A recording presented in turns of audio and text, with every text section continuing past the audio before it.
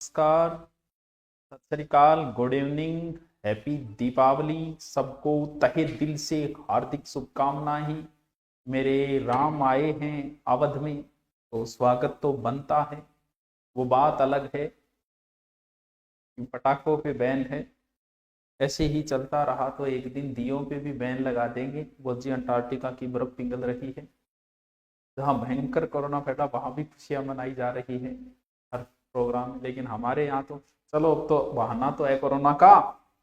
इससे पहले भी लगे जब कोरोना नहीं था, चलो कोई बात नहीं, लगना भी चाहिए जहां पर प्रदूषण ज्यादा हो, लेकिन जहां न हो वहां तो नहीं होना चाहिए। चलो ये 30 तो मैसेज आ रहे थे तो लगा था कि मैसेज इन स्क्रीनशॉटों को शेयर करें, लेकिन जब बेरोजगार बन के देखते हैं तो ये असफल तो हम भी हुए थे। तो ऐसा अगर बेरोजगार बन के देखें और आज मेहनत करके भी जिसके 120 आए, 115 आए, उन पे क्या गुजर रही होगी। क्योंकि एक मैसेज आया मेरे पास कि सर मेरे 115 बने हैं, तो 115 बने सर, मेरा होगा कि नहीं होगा। ये इमोजी था रोने वाला, क्योंकि परिस्थितियां समय के अनुसार, धर्म की परिभाषा होती है, शब्दों की परिभाषा समय के अनुसार होती है हमेशा। राम नाम सत्य है, ये वाक्य बहुत अच्छा है, लेकिन ये शादी में बोलने लायक नहीं है। सॉरी, ये वाक्य भी बहुत अच्छा है, लेकिन जब डॉक्टर बोलते हैं ना सॉरी, तो परिस्थिति आज से अगर मैं किसी के नंबर शेयर करता हूं, स्क्रीनशॉट के 145 बने, तो जिसके 120 बने, क्या उसने मेहनत नहीं की यार? उस पर क्या गुजरेगी? गुजर तो रही है, क्योंकि जैसे ही आए, आज तो दूध वाले को भी पता है, वो भी आते हैं बाहर हमारे मुन्नो थार बीएड तैयारी करा, कितना नंबर बनया, फोन की घंटियां उनकी भी बज रही होगी। टेंशन क्या जवाब दे? 115 बने, सामने वाला सांत्वना दे रहा है, कोई बात नहीं, हो जाएगा, आपका हो जाना चाहिए, जबकि सांत्वना उसे भी पता है कि होगा कि नहीं होगा। ये इस चीज का सबको पता होता है, लेकिन सांत्वनाएं तो दी जाती है। ये नहीं कह सकते कि 115 वाले का नहीं होगा, 110 वाले का होगा, 140 वाले, क्योंकि अभी तक इस चीज का निर्धारण नहीं है। अभी 10 90 10 वाला वेटेज, वो चीजें पड़ी है। लेकिन कहीं ना कहीं आदमी इस चीज से फिर बाहर निकलना चाहता है, क्योंकि मेहनत तो उसने भी की है यार। 120 वाले ने भी की है, 110 वाले ने भी की है, 110 भी ऐसे तो नहीं आते, मेहनत तो उसने भी की है।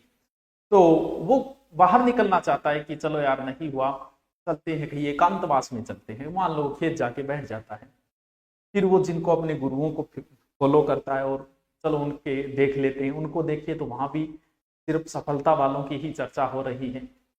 कोचिंग को देखता है, कोचिंग वाले भी उसी की चर्चा कर रहे हैं जो सफल हुआ है। तो भाई क्या उसने मेहनत नहीं की जिसकी 115 आई? मेहनत तो उसने भी की है।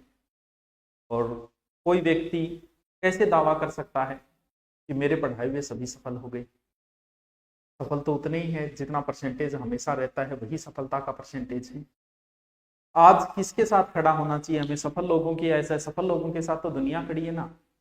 पता नहीं कैसे कैसे रिलेशन बना के खड़ी है। एक जमाना वो आएगा कि जब आरएस की पहली रैंक आएगी तो लोग ऐड देंगे कि ये आरएस पहली रैंक आया, क्यों क्यों, और ये हमारी कोचिंग के आगे से गुजरता था।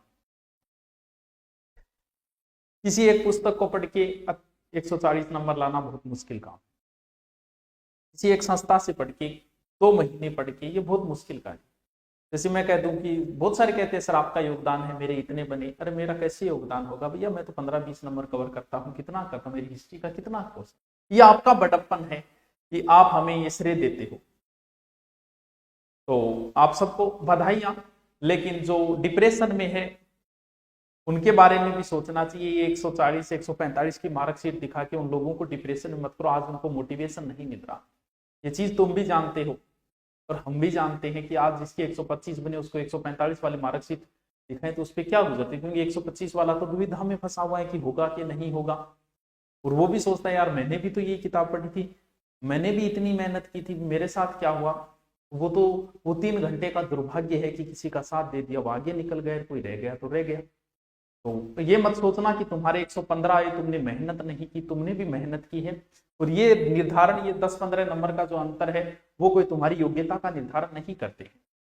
इस बात पे कतई तुम योग्य नहीं हो, इस बात को मत सोचना कभी कि तुम्हारे 110 बने इसका मतलब तुम योग्य नहीं हो। ये रीट एक अलग मामला है। रीट के अंदर सब सब्जेक्टों में इंटेलिजेंस है, जिसका सब्जेक्ट अच्छा है। बहुत सारे अध्यापक जो सेकंड ग्रेड, जो बहुत सारी स्कूलों में, प्राइवेट स्कूल कॉलेज में पढ़ा रहे हैं, उनका सिलेक्शन रीट में बहुत मुश्किल है। जैसे मैं रीट का पेपर दूं, मेरा सिलेक्शन नहीं होगा, लेकिन मैं अगर हिस्ट्री से फर्स्ट एड दूं तो मेरे अच्छे चांसेस बनते हैं, क्योंकि जिसका सब्जेक्ट मजबूत हो उसके लिए सेकंड ईयर फर्स्ट एड जैसी भर्तियां। आदमी सोचता है कि फर्स्ट एड इतनी बड़ी, अरे नहीं बेटा, तेरे अगर सब्जेक्ट मजबूत है तो तेरे लिए फर्स्ट एड और सेकंड ग्रेड ही बनी है। ऑल ओवर तू है, जैसे नए नए बंदे पास, जैसे इसमें नए बंदे ज्यादा सिलेक्शन होते हैं रीट के अंदर, क्यों? क्योंकि वो फ्रेश होते हैं, वो सारे सब्जेक्ट पढ़ लेते हैं। लेकिन जो स्कूलों में पढ़ा रहा है लंबे समय तक और उसके लिए रीट नहीं बनी है, उसके लिए तो सब्जेक्ट वाले सेकंड ग्रेड और फर्स्ट एड बनी है, क्योंकि उसमें सब्जेक्ट मैन है। सेकंड एड फर्स्ट एड में कभी उसका सिलेक्शन नहीं होगा जिसका जीके अच्छा होगा, सिलेक्शन उसी का होगा जिसका सब्जेक्ट अच्छा होगा। अगर आपका सब्जेक्ट अच्छा है तो आप कतई चिंता न करें, आपके लिए सेकंड ग्रेड और फर्स्ट एड की भर्तियां ही बनी हुई है। तो चिंता न करें इस चीज का, ये कोई निर्धारण नहीं है आपकी योग्यता का। तो आप सबको जिनका हो गया उनको बहुत बहुत बधाइयां, बहुत बहुत शुभकामनाएं हैं, और आप हमेशा ये दो, ये अच्छी बात है। और ये आपका बड़प्पन है, हमारा इससे कुछ नहीं। लेकिन हम तो ये सोच रहे हैं कि जिनका नहीं हुआ उनका कौन है, उनके भी तो हम ही हैं।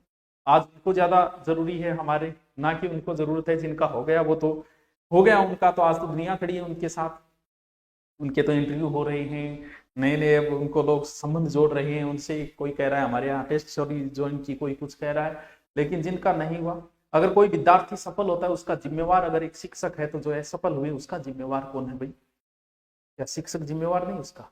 मैं कह दूं कि ये स्टूडेंट मेरा है 7वीं 8वीं 10वीं रैंक लेके आया है, तो जो फेल हुए उसका जिम्मेवार कौन?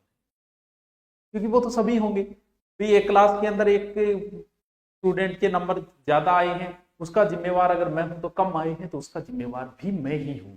तो हम इस बात पे विचार करें कि जिनके नहीं हुआ, जिनके कम नंबर आए, तो उन पे हमें क्या करना चाहिए, हमारी ओर से क्या सुधार करनी चाहिए। हमने पूरी कोशिश की है, जिनके अच्छे नंबर आए उन्होंने ठीक है बधाइयां दी, जिनके नहीं आए तो कम नंबर आए तो सुधार करेंगे हम, और अच्छा सुधार करेंगे। आप भी अपने अंदर क्या कमियां रही आपके अंदर, उन चीजों का सुधार करो आप। क्योंकि एक ही कक्षा में 100 बच्चे पढ़ते हैं, सफल होने वाले 7 या 8 होते हैं, असफल होने वाले जल्दी। एक बार एक ऐड आया था, बहुत पहले की बात है, अखबार के मैन फर्स्ट में एक ऐड आया, उसमें सिलेक्शन वालों की लिस्ट थी, अखबार का पूरा जैकेट बोलते हैं, उसमें लगभग 50-60 फोटोएं थी। बोल देखो गुरुजी ने कितना सिलेक्शन दिए। बिल्कुल यार, बहुत सिलेक्शन दिए, 60 सिलेक्शन। तुम बेटा तुम बेरो जान कितना पढ़ाया? गुरुजी वो खोल बेरो ने 20,000 बच्चे पढ़ाए। ये सिलेक्शन कितने? सिलेक्शन तो 60, इतना ही दिख रहे हैं। असफल कितने वो दिख रहे हैं। मैं आज ये बखान करूं कि मेरे यहाँ से रीट में मान लो कि 5,000 हुए, लेकिन ये भी तो देखो मैंने पढ़ाई कितने। सिलेक्शन का आधार तो ज्यादा पढ़ाएगा वहां ज्यादा निकल जाएंगे, लेकिन आंकड़ा वही रहेगा, 100 में से 7, 8, 10 का आंकड़ा ही रहता है। हमें वो आंकड़े दिख रहे हैं, असफल कितने हुए वो हमें पीछे का आंकड़ा दिखाई नहीं देता। कोई व्यक्ति सुपर 30 बैच 30 में से 30 सिलेक्शन दिया, आनंद कुमार, सिलेक्शन वो होते हैं, वहां दिखता है। मैं कोई अगर ये कहे कि मेरे 100 बच्चे थे, 100 के 80 सिलेक्शन हुए हैं, वो होता है 100 में से 7, 8 देना कौन सी बड़ी बात है? क्या बखान करें इसका, क्या बढ़ाई करें यार इस चीज की भी। आज ऑनलाइन में मैंने इतने बच्चे पढ़ा दिए, उसमें से 15, 20, 30, 50, 100 अगर हो गए तो उसका क्या बखान करूं मैं? ये मेरी कोई योग्यता का निर्धारण नहीं है। योग्यता का निर्धारण तो तब होता कि जब मैं 150 बच्चे लेता, 150 के 150 सिलेक्शन लेता। ऐसा तो बिरले ही उदाहरण होते हैं। तो आप सबको बहुत बहुत बधाइयां, चिंता न करें, बहुत सारी भर्तियां आपका इंतजार कर रही है, अपने आप को संभालिए। ये कोई योग्यता का निर्धारण नहीं है। हम मानते हैं कि चिंता होती है, टेंशन, इसलिए हमने आपको टेंशन नहीं दी स्क्रीनशॉट डाल के, क्योंकि इस समय बड़ी दुविधा में होता है, वो किसी का इस तरीके से देखता, अपने आप को कोसता है।